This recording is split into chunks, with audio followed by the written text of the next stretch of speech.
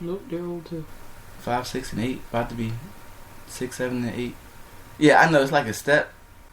I was working on a solid 2-year plan, y'all. It was working. It didn't work, but excuse me. So yeah, that relationship was a lot more difficult, and our youngest together is about to be 6. But the way that emotions work, the way that feelings work, the way that people perceive different things. I was with her. She thought I was sleeping around with Lynette because we were really close, in which I wasn't. But yeah, not even a little bit. But so she always had those thoughts in the back of her head when her and I were still together. And so, after we broke up, and years later, because I married someone else in between, right? Yeah, y'all gotta listen to the first episode for all that.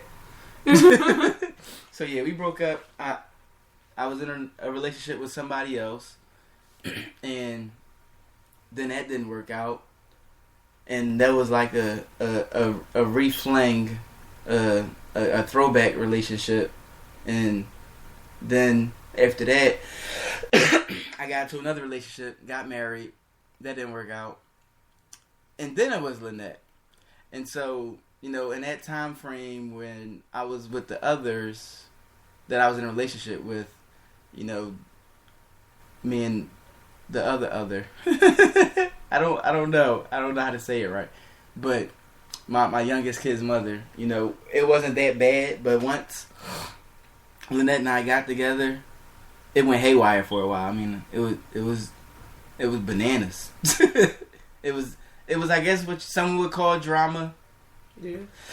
Yeah, definitely. Yeah. So because like I said, me and Lynette, we were friends, and she knew my ex, and we used to hang out together, do different things together. My ex would call her to babysit. So sometimes I would come over to Lynette's house, and my kids are over there. I'm like, yo, what's up? How y'all doing? And so they had some sort of relationship prior to me and Lynette being together anyway. But once we got together, it was crazy. It was bananas. And yeah, it was a it was a struggle.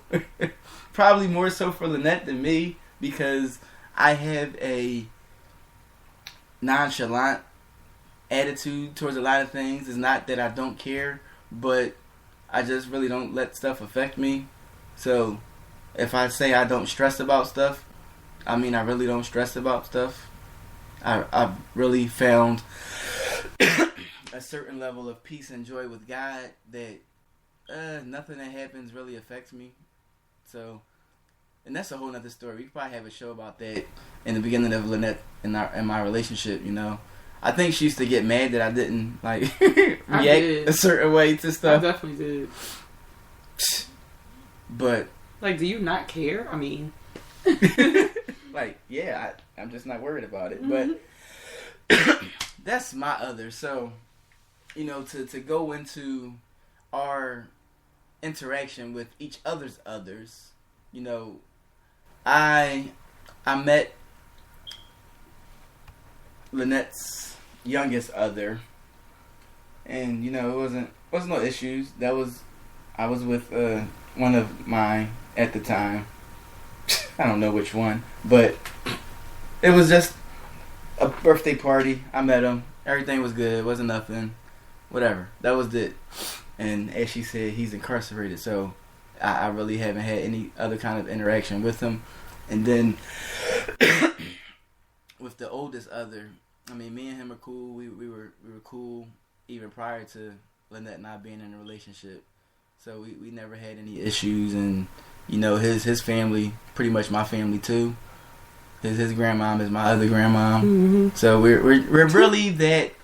This is so funny. A Lifetime movie family who, everyone kind of really gets along. I mean, we are pretty much at a much more civil place now with all of the others. it's nowhere near like it used to be. So with time, things grow. So all right, that's my interaction with your others. How about yours? That's so funny. Like I never really thought about what you just said. You're cool with my ex's family. You know, like she's, you know, like that's grandmom to you too. Mm-hmm. And it's funny because like we'll go over her house and she still like literally to this day has pictures of me and my ex-husband up on the wall, like all hugged up, smiling, big old pregnant belly and everything. And it's like, oh yeah, I was married to him. But yeah, the relationship with you know, Daniel's others and myself, they vary. You know, like he stated, there's 3 of them. The oldest one's mother, we finally got to a point where, well, okay, let me backtrack. When Daniel and I were just friends, of course we could have conversations. No problem. I would text her, she would text me, whatever the case was when it came to Danielle's hair. And that was pretty much the extent of it, but we were always civil.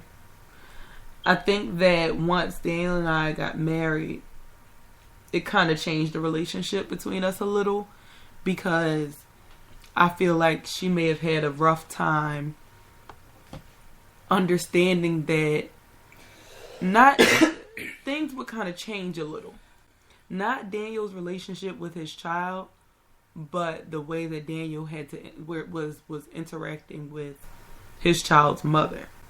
That kind of would change a little, because, you know, he was now in a relationship, so you can't call any time of the night, or certain things aren't going to be done like it used to be, like at the drop of a dime, like you're used to, you know, because he's now in a relationship and he has to make sure family is good too. So it was, you know, it was different.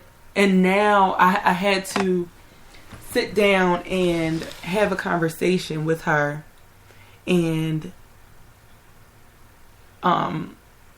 you know, we talked. We had a really good conversation, and I expressed myself to her as far as what our relationship was, and you know how I feel about her children, you know, their children together and everything, because I love all of my babies the same, you know. And she has a younger child too, and same with her. She's over here with us sometimes, and she's treated no differently than the rest of our children. So, yeah. So that's the relationship with her now. Like I said, we are civil, and we're good. We do have a comment via the chat, and it says, you know, most men that have that nonchalant attitude. Most men take that nonchalant attitude, which used to make me feel unimportant. Yeah, and that I can definitely understand what you mean, because it's like, if I'm sitting here fussing about a topic, you know, you're just like, okay, whatever. I'm gonna take it as like, I used to take it as, oh, so you just don't care? You're just gonna go sit down. You're just gonna go to sleep. Like, I want to talk about this, you know. But Daniel's like, talk about what? Like, you already told me how you feel. Okay, like it's over now. It's not over. But I'm now at a place where we can have a conversation. And if he wants to leave it alone, you know, I had to understand that. Okay, Daniel wants to leave it alone.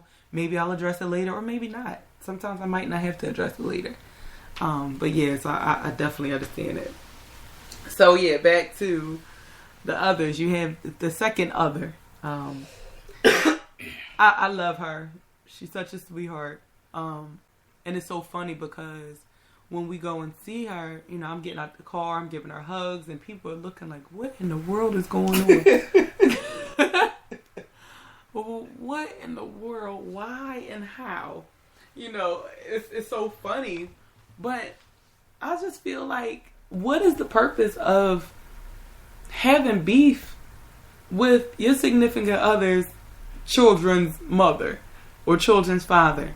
There's really no point in that, because all it's going to do is cause these negative feelings, when it comes to anything, any type of conversation that needs to be had, you're going to have this negativity within yourself that's going to kind of like, it's going to taint whatever decision may need to be made. Mm-hmm. So I just don't take that approach. And I feel like for the most part, if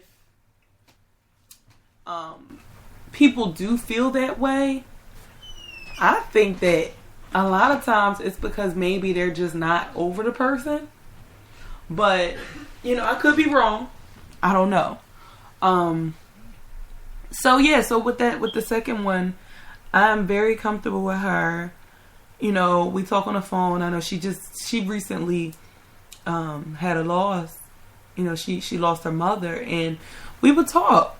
And I would try to help her through it. I've never experienced that, thank God. But, I would try to talk to her, console her. And when I would see her, I hug her. Daniel hugs her. And it's really no big deal. It just is what it is. And then the youngest one, their mother. That's a whole nother, that's a whole nother day. But yeah, their mother, we're okay. I can say that we're civil. It's not really a friendship at this point, but we are definitely civil. Yeah, I can't really say much more about the youngest one's mother. We're civil. Yeah, that's about the extent of it. Then I still have another since my oldest child's father is remarried, and like I stated earlier, we have a great relationship. I love her children dearly. We always joke because I'll call her or text her and say, how's my step nieces in law? Like, I'll just make up some old crazy title for her children, because like, what do you call them? Like, my nieces, my stepchildren, like, I don't know what to call them. So they're my babies too.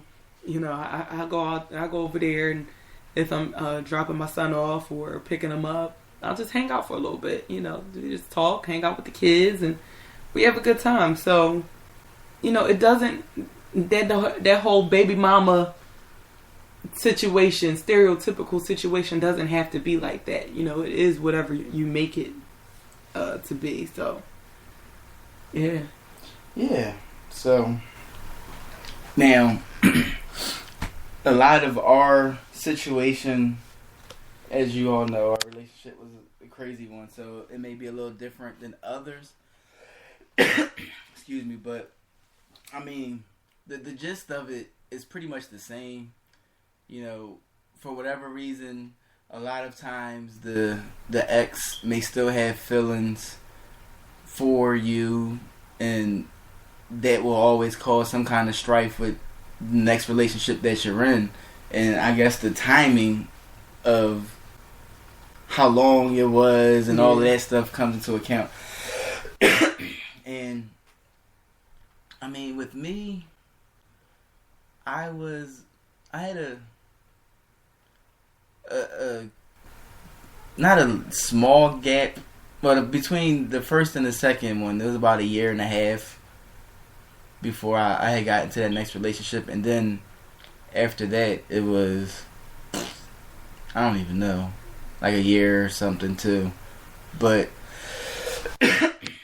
and I mean, as far as with me and the transition and the next relationships with each of them, the first one had problems with the second one because the feelings were still there, I guess, and the second one had problems with the first one because the first one had problems with the second one,